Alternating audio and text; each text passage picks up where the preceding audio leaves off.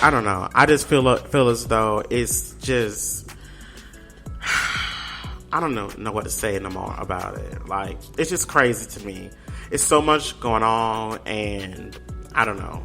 Yeah, we really been through a lot this year. It's just crazy. And I always say I'm pro-black, and like that has nothing to do that's nothing against white people.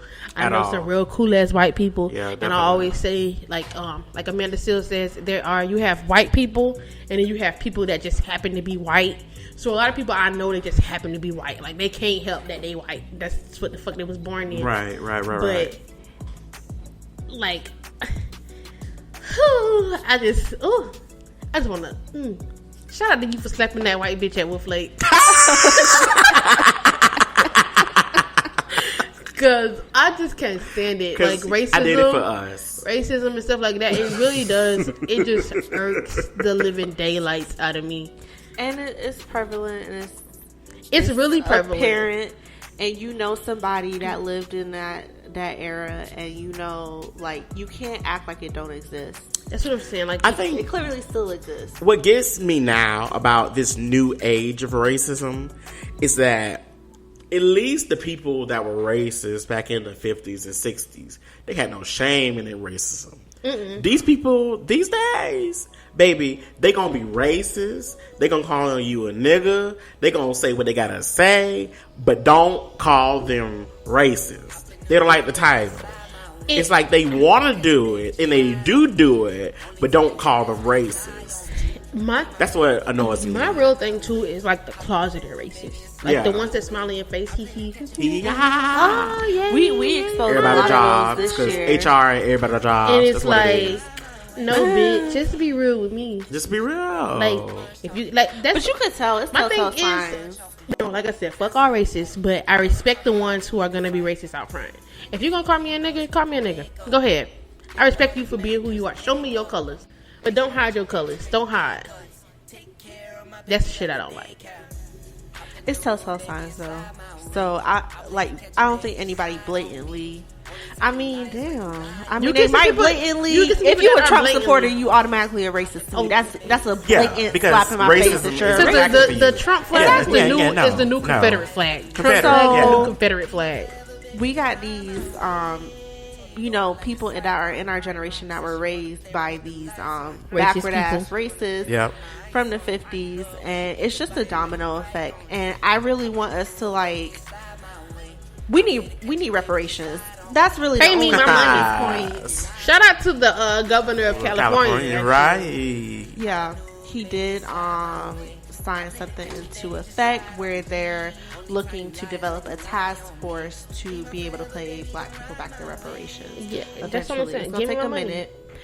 California is so forward thinking to me. Y'all legalize weed. I mean, it's give or take. Here's my only thing with California, like homeless crazy. My thing with California, they are a very forward moving. I mean, but they got a hole in the ozone layer. They are a very forward moving state. Like they're thinking, political thinking, very democratic. You know, they're like home of the gays over in San Francisco, and shit. Right? But the homeless community in California, especially Los Angeles, is ridiculous. My God. It is ridiculous. My God. At what point are y'all gonna go out there and help them fucking homeless people? They need to figure something out. The price of living there, they need to do something. Build some more shelters, do some shit. And a lot of because that shit is ridiculous.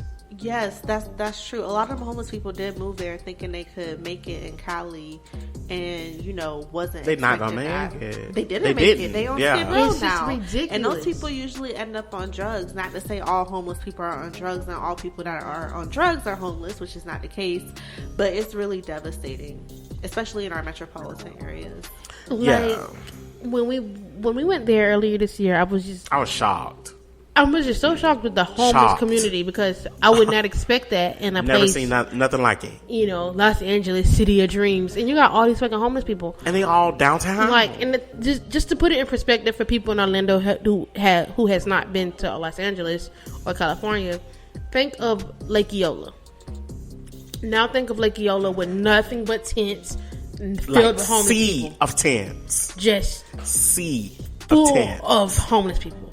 That is hundreds, exactly maybe thousands. What was happening in California. It's insane. It's crazy. Yeah, it's insane to me. It's insane. If y'all on YouTube, y'all should follow Soft White Underbelly. He goes and finds the people on Skid Row. That's too much for me.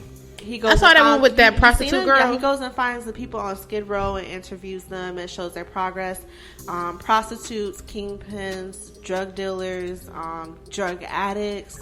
He went to West Virginia and saw the people that was that you sent me. That was they was. But he's really you could tell he's coming from a good place. It's not to gain exposure in a way that would glorify it's really educational, but educational. What them basically their background and how they came into that. But I don't know that incest shit you sent me. That's it's real. That's the one episode I'm like, nah, bro, y'all were the shit. And of course it is white people shit. Alabama ass shit. Of course it is white people shit. But then it's like that's all they know is to fuck each other there. So that's they don't. So crazy. They're there. They don't think it's nothing wrong with them. You know what I'm saying? Yeah. I mean, if you put somebody in a situation, they don't. That's why I have to sometimes think people who are just extremely ghetto. They're just a product of their environment. They look at me and they that bitch ain't normal, and I'm like, bitch, you over here with these skittle ass hair. That shit ain't normal. I don't know. I can't agree with that one because people really are a product of their environment, and you get a few people that do see outside of that.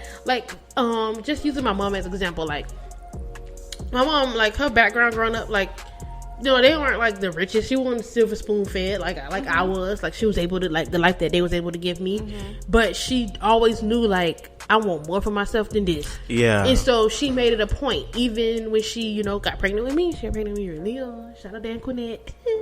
Oh my God. She always made Worst it a point. Worst day of my life. She always made it a point to be I want more for myself. I'm going to want more for my kids. Yeah. This is not what I want. But some people, they just can't help it. They're just stuck there. And they don't see a problem with where they're at. I don't know. I definitely learned from my parents' mistakes. But I know people that are just basically stuck in these mental shackles. They're experiencing generational curses and they just cannot break free from it. And I think Drake, you know who I'm talking about.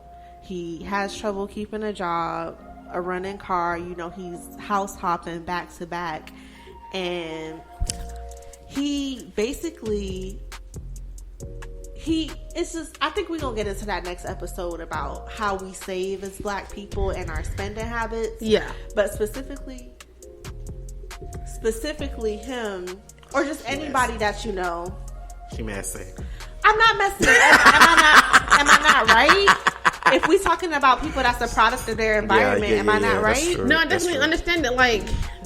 Even just people in my family, I'm not even really pointing. It's just he was not taught that. It's just when you're not taught certain things. Like I said, it's very rarely you get people that are they think ahead or they're thinking different. Yeah. But a lot of the times when that's what you're surrounded by, and that's what you're pushed to know as normal, or you're pushed to know as this is how we live. You done made it. Then that's what they expect.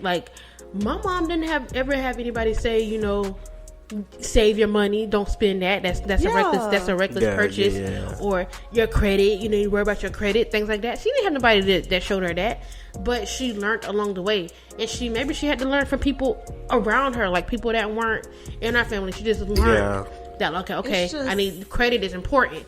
That stimulus check was really the first time some of y'all touched $1,200 touch a band. That's crazy. The first 100 people touch a band, and there was all that Mr. and Mrs. Crab. It's not y'all fault, but not all that Mr. and Mrs. Crab. Bitch, I'm hollering. Y'all thought that was a lot of fucking money, bitch. And that's sad. It really did. If you really thought $1,200 was a lot of money, bitch, $1,200 doesn't even cover all of my rent. Are you putting yourself in a situation to better yourself, or are you just staying content and complacent? You should want more for yourself. It's the thing. Some people, and this is going to be covered a lot on next episode. But it is just, I don't think people. It's just they see $1,200. And the fact that they were waiting so bad for this $1,200 to hit. The fact that the stimulus check was a big thing on fucking Facebook. I got mine. And then you get a bunch of people under the comments. Oh, let me check. That is crazy to me. $1,200 is not going to last. Buy some land. All my bills went to that. I couldn't even pay my rent with that. Pay your bills up. Be smart about it. When you come into free money like that, invest that shit. Invest in a business. Acquire some land. Like, we've had nothing but opportunity this year, and y'all still have fumbled the bag. We have been in the house all fucking year. You've had you ain't come up with shit. No excuse. I got something better for y'all. A lot of them went and applied for the SBA and got that 10,000 in Listen, I'm not gonna play with the IRS, bitch. Nope, not me. Fuck that. Well, no, the SBA is different, especially for the COVID thing. They were giving that 10,000 away, like giving it away legally. Like they were applying for it legal. But the thing about it was, y'all got the money legally, not even like some scam shit, because they was handing it out like hotcakes. Let me go sign up. But listen, they were doing it, and it's like y'all was getting the 10,000 and just blowing it. Because the thing is, when people never touch like money like that, or people don't realize, it's hard for them. People are not smart about it, and they don't understand like finances and things like that. They just go blow a bag. Like it's really easy to go blow a bag. Exactly. Now y'all know with basically everything we done went through this year, y'all need to be able to be comfortable and have cushion. So yes, because these jobs don't give a fuck. Yes, no, not at all. These jobs laid off. Many y'all got evicted, and y'all have nothing to show for it. Like y'all wasn't. You should be expecting something bad to happen. That's what your bank account. You know what else this ties back to? This ties back to y'all motherfuckers voting, because y'all put these people in power that don't give a fuck about y'all. Real. Because if y'all put people in power that actually give a fuck about y'all want to only have $1,200, and it won't take this long for them to send a second stimulus check, and it wouldn't take all of this shit to go on for y'all to have security as far as renting going, like y'all rent going, and things like that. Or job security. Y'all need to watch who y'all vote for. People think that when you go vote, it's just really the fucking president. Right. First of all, the president don't even have all the fucking power. Nope. He got to go through people to get shit done. True. Y'all need to be voting y'all local elections. That's the shit that's going to have the most effect on y'all. That's going to have the biggest impact. Exactly. When y'all have these governor elections, y'all need to listen. Oh my God. That's now, wait a minute now. I can't fault y'all for voting for Ron DeSantis after figuring out this motherfucker. But no, Andrew you can't say that because we didn't know about that beforehand. So you can't say that. I'd rather have Ron DeSantis on ignorant dumb ass got everybody coming out 100% in the COVID than motherfucking meth head ass Gillum. I like. We know you for a gay governor, crackhead, gay, bisexual governor. Of course you do. Of course you like a meth head. You remember that one time you had who? What I did? Spill the tea. Okay, first of all, I did not know he was a crackhead. Oh, turn your volume down. Turn your volume down. No, that was Tamara ass doing all that witch laugh. That time. Tea time. Oh my God, she always trying to put my business out there. Where that man threw out his shoulder and was smoking a crack pipe. It's just so funny to me that you really sat through that and. You didn't feel the notion to leave. Like, you was scared. What I was supposed to do? He threw his shoulder eye. He was doing crack. What I was supposed to do? Be like, oh my God, don't do that. No. The fuck? Okay, Bobby. I did not know. Disclaimer. I did not know he was a crackhead. But you sure it was crack, though? It wasn't a bomb. It was definitely crack. It was a white substance? It was crack. You ain't get no contact high? Nah. I was on crack? No, sis. I think you can get contact high off I don't know, sis. I'm not trying to intervention. You can get contact high. I'm not trying to get a contact I did not know he was a crackhead. That's number one. Number two, that whatever him and his shoulder got going on, I had nothing to do with that. Because, baby, I didn't throw her out. He threw her out. Did you help him put it back into place? Hell nah. Matter of fact, while we on it, this nigga went and banged his shoulder up against the dresser just to knock shit back in place. I'm not gonna play with y'all. No, I done fucked a couple of niggas on some beans and some ecstasy. A couple? And some Valium. A couple? Oh my God. But I ain't never fucked no nigga on no fucking no crack. I didn't know he was a crackhead. Oh, but you fucked him though. Okay. Yeah. It's like he smoked a crack, you didn't stop. Okay. You fucked this nigga. We honestly fucked before the crack. This was part of your. This we was in the middle of fucking, and then he pulled out the crack. This was part of your whole phase. It was not. I didn't have a whole phase. Bitch, you still in one. Shut the fuck up. Anyways, speaking of whole phase, so before we wrap everything up, let's talk about this whole Suki. No, we got two more things. Okay, go ahead. So speaking of whole phase, we're gonna talk about Suki, but this week Jeffree Star and his man